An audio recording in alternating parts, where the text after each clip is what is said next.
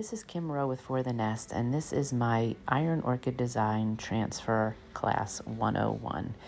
My business is called For the Nest, and you can find all these products on my website, forthenest.com. This video, I'm going to be teaching basics on how to use the transfers from IOD. You can see that I removed the backing first from this, and all the transfers come with a white backing sheet that protects the transfer from removing from the carrier sheet. So you remove that first, and then I like to hover over the area where I want to place the transfer. Once I have the area that I would like to put it on, I lay it down and press firmly with my hands. Then I use the rubbing tool that you can see me using here. All the transfers come with one of these, and you basically just rub your carrier sheet until it starts to remove. You can see I like to call it a little wave or a bubble, and you can press the carrier sheet and just pick up that little bit of air in between your piece of wood and your transfer. Finished removing the transfer from that sheet, I like to take that sheet and go back over it again, just rubbing it and burnishing any areas, making sure that there was full contact and that there's no bubbles or anything like that. And then that's it. You've created your first transfer. Transfers should be sealed, and so here I'm using a top coat to seal over top of this. Now this is just something that would hang on the wall, so I would only put one coat of top coat onto this. If it was a piece of furniture or something that's going to be getting a lot of use, I would use more than one coat. The second project I'd like to show you is just a little banner that I created. This is something super easy that you could find at a craft store. And here I just wanted to show you the first step of painting and putting that initial coat of paint on the project. So I'm using a color called Green Eclipse here. It's also by Farmhouse Paint. It is one of their Evolution line. Has a little bit of a sheen to it, but again, it has the built-in top coat. So if I was using a clay-based paint or a chalk paint, you would definitely want to put a top coat over that first before you use your transfer. So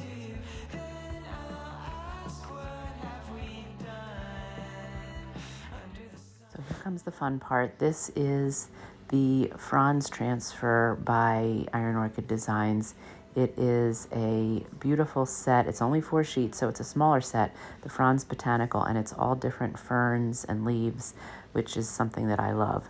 And I thought it'd be really cute to create this little banner with some ferns and just greenery.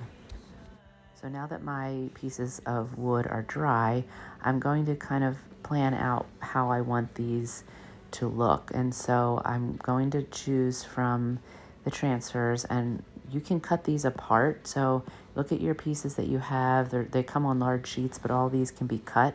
The Botanical Journal that I used on the first project was all one sheet, where this is a little different, where you cut them apart and use what you want where you want. And so you can see I'm just cutting a little fern here, a leaf there, and then I will lay it out and decide how I want it to look on the little banner. I'm going to be using this as a display at our upcoming show for the garden area.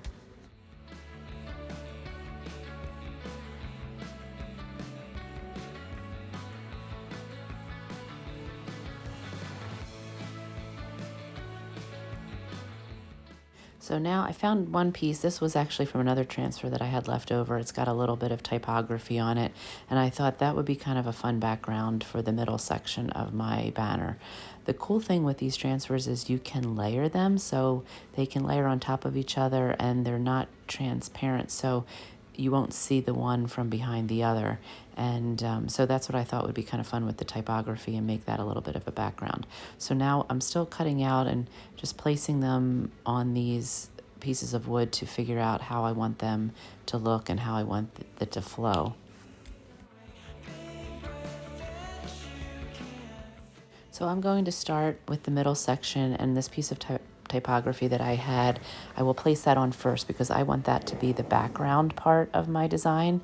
And again, you can see the lines on these, the grid lines really help you to lay it out. I like to make sure it's straight, and when you look at the top of the grid line and line it up to the top of that piece of wood, it helps really to keep it straight. And then I'm going to use this rubbing tool again to remove it from the carrier sheet. I like to grab one of the little edges as I remove it. It just helps it flow and come off a lot easier. And you can do that with when it's a large sheet or a small piece. Either way, it just helps a little bit to get that starting to release from the carrier sheet. So here I'm adding the flower and a little leaf onto this edge of the piece of wood over top of the lettering. And then there was a little piece that's just a little bit longer than where the piece of wood ended, and you can just use a little piece of sandpaper or just scratch it off with your fingernail or something like that to remove it. But sometimes I use a piece of sandpaper to sand off the edges just to give it a nice straight edge. So here I'm using the just little leaves and greenery and doing the same thing. You can see just rubbing the tool and then pulling that little edge at the top or at the bottom, either way, and it just will release pretty quickly by doing that. Sometimes if you just keep rubbing and rubbing, you might feel like it's not removing. That's why I like to take that edge and get it started that way. And then again, using the carrier sheet as a little buffing tool to press on and just rub the transfer once it's on the wood and make sure that there's no bubbles or anything like that.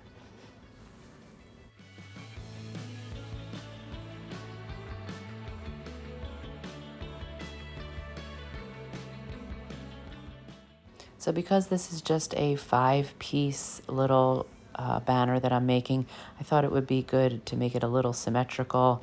I wanted to have the centerpiece be kind of a little bit of the eye-catching part with the typography, and then the two on each side of it, trying just to balance it with the size of the transfers, and then again on the ends just have something similar. So you don't have to do it that way, you can create them however you want, but that was just my thought process in this.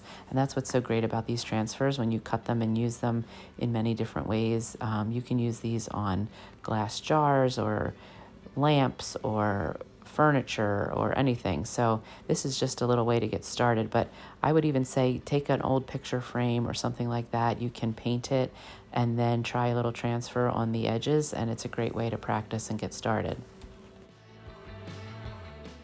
So that's it, and thought I'd show you a little example of painting a glass jar. These are just baby food jars or salsa jars or anything, and you can put the transfers right over top of the paint. This is a gilded transfer by IOD. I painted a little gold on the top and then just put a top coat on them.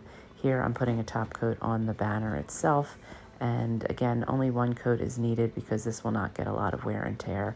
I could even use an outdoor top coat if this is going to be something that I might want to put near my plants and things like that. So I may end up adding a top coat that is for exterior use, but you don't have to do that. This is just something that if you want to do it, if it's going to be used outside, it's an option.